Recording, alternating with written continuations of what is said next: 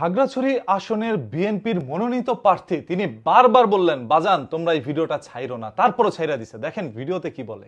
কারণ এই ইমাম মুয়াজ্জিন বা মাদ্রাসার শিক্ষক যারা আছেন আপনারা, আপনাদের তো আয় নেই, অল্প আয়, ক্ষুদ্র আয়। আপনারা তো আবার ঘুষও খাইতে পারেন না। আমরা তো ঘুষ খাই, অনেকে ঘুষ খাই। আমরা তো চুরি ডাকাতিও করি, আমরা তো অনেকে চাঁদাবাজি করি। আবার তোমরা এগুলো ভিডিওতে ছাড়ি দিও না। তাহলে আমরা অনেকে তো অফিসের ফাইল থাকে আটকায় রাখি, কিন্তু হুজুরদের, ইমামদের, মাওলানাদের, মাশায়েখদের, মুয়াজ্জিনদের তো এই সুযোগটা নাই। তিনি কিন্তু এখানে বিষয়টা স্পষ্ট করে বলে দিলেন যে বাজান তোমরা এই ভিডিওটা আবার ছাইরো না, কারণ এখানে তিনি অনেক কিছু বোঝানোর প্রেক্ষিতে এই কথাগুলো বলেছেন। বললেন যে হুজুররা তো আর এই চুরি বাটপারি করতে পারে না, তারা তো আর ঘুষ খাইতে পারে না, সো তারা নিজেরা ঘুষ টুস খায়। যে বলতেছে তিনি নাকি ঘুষ খায় এবং চুরি ডাকাতিও তারা করে, সো এটা আবার ভিডিও করে ছাইরো না। কথা ওই পর্যন্ত ঠিক ছিল, কোনো একটি জিনিস বোঝানোর প্রেক্ষিতে তিনি এই কথাগুলো বলছে। তবে ভিডিওটা ছাড়তে কেন বারণ করলো? ভিডিও ছাড়লে সমস্যা কি?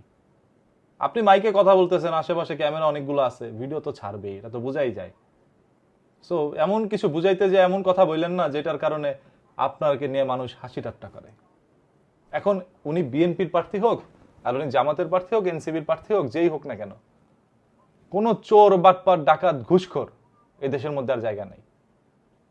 এই যে মানুষের মনে 17 বছরের যে একটা আক্ষেপ ছিল, 17 বছর মনের মধ্যে যে ক্ষোভ ছিল, সেই ক্ষোভ ঝাড়ার জন্য মানুষ কিন্তু গণ অভ্যুত্থান করে এবং সেইখানে বাংলাদেশের অধিকাংশ মানুষ যুক্ত হয় বা সমর্থন করে বাংলাদেশের সকল মানুষ, যে হ্যাঁ এই সরকারের পতন চাই। এই কারণে সরকারের পতন হয়েছে, নাহলে হইতো না। জনগণ যদি এগিয়ে না আসতো তাহলে সরকারের পতন হইতো না। সো জনগণ এগিয়ে আসছিল, কারণ তারা এই দেশের মধ্যে চোর বাটপার ডাকাত স্বৈরাচার চায় না। এখন আওয়ামী লীগের যখন পতন হয়, তখন আওয়ামী লীগের নেতাকর্মী, বড় বড় নেতা যারা আছে, তারা কিন্তু বিদেশের মাটিতে গেছে।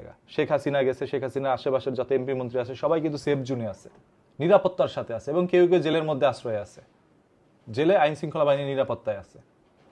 মানে কারো এরকম ভাবে জীবন যায় নাই, না যাওয়াটাই ভালো, জীবন কারোই যায় নাই।